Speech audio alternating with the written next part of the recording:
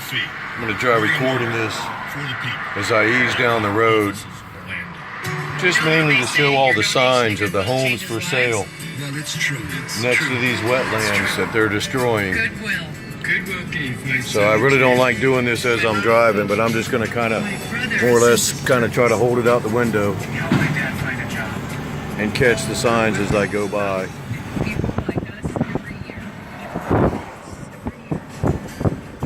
And the destruction of our wetlands.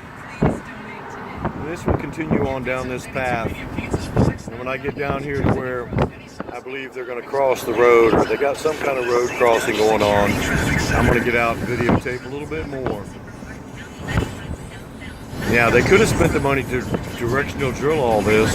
It would have cost them a whole lot more, but they wouldn't have destroyed the wetlands to do it.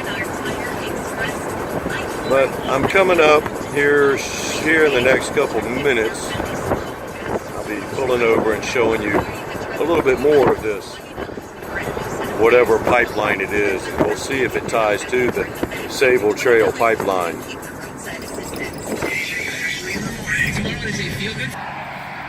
I think these areas are a little funny. You know, I'm a heavy equipment operator, been doing it for 32 years, and I've never seen such money spent.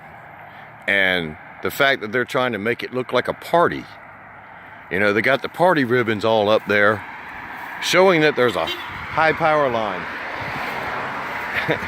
Caution, overhead power lines. Well, as a heavy equipment operator, that's kind of your job, to pay attention to where your equipment's going and that you can fit under things and that you can operate that piece of equipment. That's why you're paid good money to be an operator. But they also put in all this rock for whatever reason. These are the timbers that they were unloading back there. They put them just off the edge of the road. A lot of added expense. Don't really know what it's going to do, because they're going to take it on down into more wetland. All this back here is sopping wetland. Now, it may not be classified as wetland because, you know, the EPA and the DEP and all of them, they classify things for whatever. But I guarantee you, if you walk back in there, there's water standing. Now I'm gonna pan across the street on the side of the street that backhoe's stuck on, and you got the same situation. Let me run across here, see if I can't get hit by a car. And they've done the same thing over here. And just back down there, about maybe a quarter of a mile, is where that backhoe is stuck in the mud. And they've done this on this side, and they've done this in multiple areas. And I think it's ridiculous that they put up that little party streamer so that operator knows there's a power line there. I mean, what kind of operators are they hiring? What are they paying them, $10 an hour, $8 an hour to get on a machine and get it stuck? They're not hiring real operators. It's a real shame. But this all drops off. Hell, down at the bottom of this ditch, compared to the road, there's probably at least a 4-foot drop.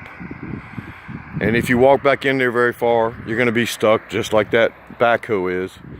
And this is right at, see if I can zoom in on, it's right at the Providence entrance, which is a multi-million-dollar golf course community, gated community, $1 million homes. And this is what they're going to do right out in front. It's a real nice scene. And what all this is for, you got me. A lot of money, I know that. Because this isn't recycled concrete, which was what I thought they were putting in. This is actually some type of shell. You can see the seashells in it.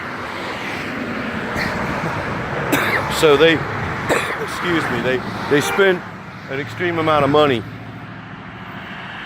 to put all this in. And I guess it's so they don't get stuck on the side of the road. But they're gonna go right on out there and rip all that shit apart. And then I think this is quite unique. You know, it's not a road back there. I'm gonna pan around. And they put up a stop sign. Like whoever's pulling out of here wouldn't know to stop before they pulled out on the road. You know, those stop signs. This one, it's not a little directional sign that you see the guys holding slow and stop. This is a full-fledged stop sign that comes at a price, I don't know, probably at least $100, if not a couple $100 for that brand new stop sign. To let their intelligent truck drivers or whoever know to stop before coming out on 1792. This isn't a road. Oh, and there's a stop sign on the other side of the street. I must have been standing right next to it and missed it. Craziness. And we pay for it. Well, thanks again for listening. Y'all have a great day.